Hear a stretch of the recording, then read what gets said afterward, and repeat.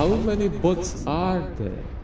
Why am I constantly matched with sweats? How on earth does Fortnite matchmaking actually work? These questions have been around for ages, puzzling many great minds. But today, we are diving deep into these mysteries and hopefully we will uncover some answers. I'm Lechor and today I will be your guide. Firstly, I will walk you through how I approach this analysis and the data I used. Then we will break down each game and slowly build up to the final results of this investigation. If you are not interested in this analytic stuff, feel free to skip ahead to the end of the video for the final results. Now that our impatient viewers have fast forwarded, let's dive into the process behind my Fortnite matchmaking analysis. I decided to analyze 3 public duos games played on August 25, 2024. This was relatively early in the season and the first 2 games were also played right before this tournament. So I expected many teams would be practicing and warming up for the tournament, giving me a chance to prepare a test of matchmaking with a decent number of players in the game. The third game was then played during the tournament to observe any potential changes. After these games, I used replay mode and Fortnite Tracker to find all the players and collect data about them for analysis. During this stage, bots were also identified since Fortnite Tracker can't find them and they are often also quite recognizable by their names. With this info, we can now finally move on to the first game's analysis.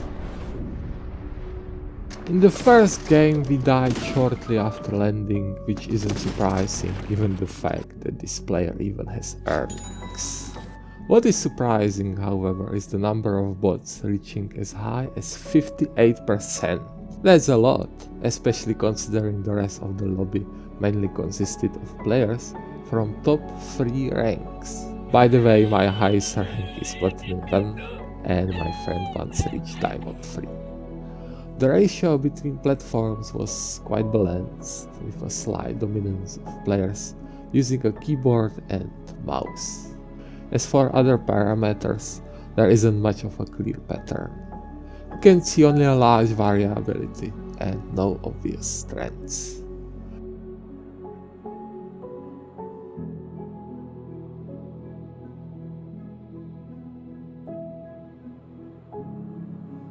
There is, however, one noticeable quality, and it's the win rate, which follows something close to a Gaussian curve, indicating a normal distribution, with the highest concentration of players around the mean values.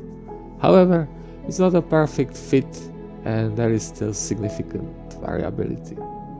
The largest value, for example, didn't even fit into the chart, for God's sake.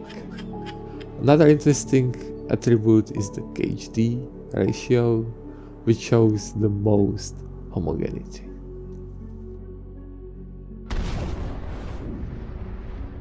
The second game went a little bit better because we at least managed to kill several bots before embarrassingly losing to a team of skilled players.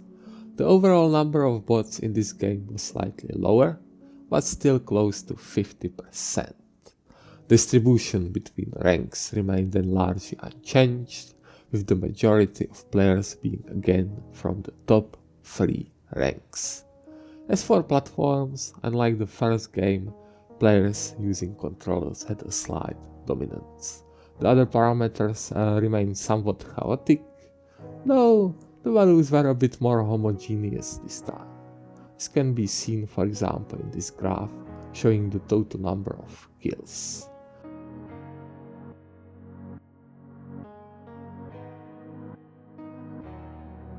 Once again, the graph for the win rate is the most interesting as it follows a Gaussian curve similar to the first game. For KHD, I had the chance to examine the results in more detailed scale as the highest value wasn't so high this time, And even with this closer look, the KHD ratio distribution, however, remains quite homogeneous. To everyone's surprise, we managed to win the third game.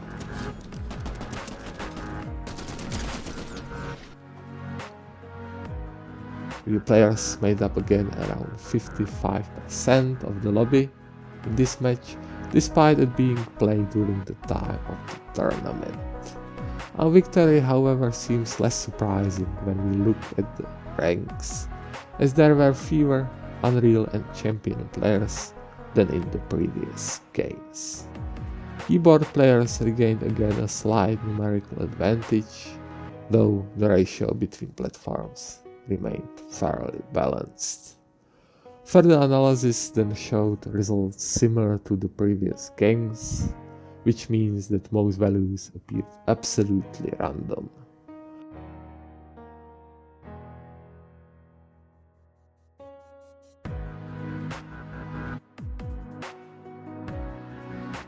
However, once again, the win rate roughly formed a Gaussian curve, and even the KHD was more aligned with that pattern this time. Now we can look at the final results and try to figure out how Fortnite matchmaking truly works. First, let's address the average number of bots in a match, since that's a quite a hot topic. According to my results, it seems that nearly half of every lobby is made up of bots. And we are talking about a good scenario here, as these games were played at the beginning of the season, with 2 of them even happening just before a tournament.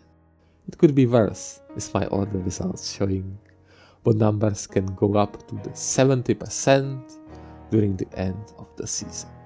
You can find detailed results for that in this video. On the other hand, what's fairly balanced is the ratio between the 2 main platforms, with only a slight dominance of keyboard players. Previous analysis also indicate this balance, but with a slight advantage for control players.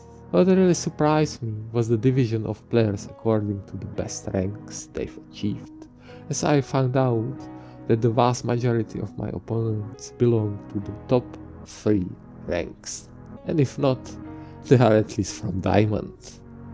I also tried to divide the players based on their current rank, but since it was early in this season, most players were unranked, so this analysis was useless. Compared to previous analysis, the significant increase of higher ranked players seems quite real to me, so no wonder people have been complaining about it lately. Now let's address the real question here. How does Fortnite matchmaking work? Based on the data and results I've collected, it seems that the 2 main parameters influencing matchmaking could be actually win rate and KHD. These were the only 2 attributes where I consistently observed a pattern across all 3 games, and it's even true when we put all the data together. The win rate graph always resembles a Gaussian curve, indicating a normal distribution, with most players falling within a range of 4 to 8% win rate in our case. While it's not entirely accurate and true Gaussian curve, this trend seems quite visible. As for KHD, there was the smallest variance even when I did a more detailed analysis in games 2 and 3. This suggests that Fortnite might be using also KHD to group players into games. To use these 2 specific attributes seems also quite logical when you just think about it. For example, focusing on playtime or the number of matches played wouldn't provide much information about the player's actual skill, as even after 1020 hours you can still suck. Believe me, I'm a living proof. The same goes for total wins and kills, because these numbers will naturally increase over time even if the player isn't the best. That's likely why there was no discernible pattern in the graphs for these attributes in the individual analyzed games.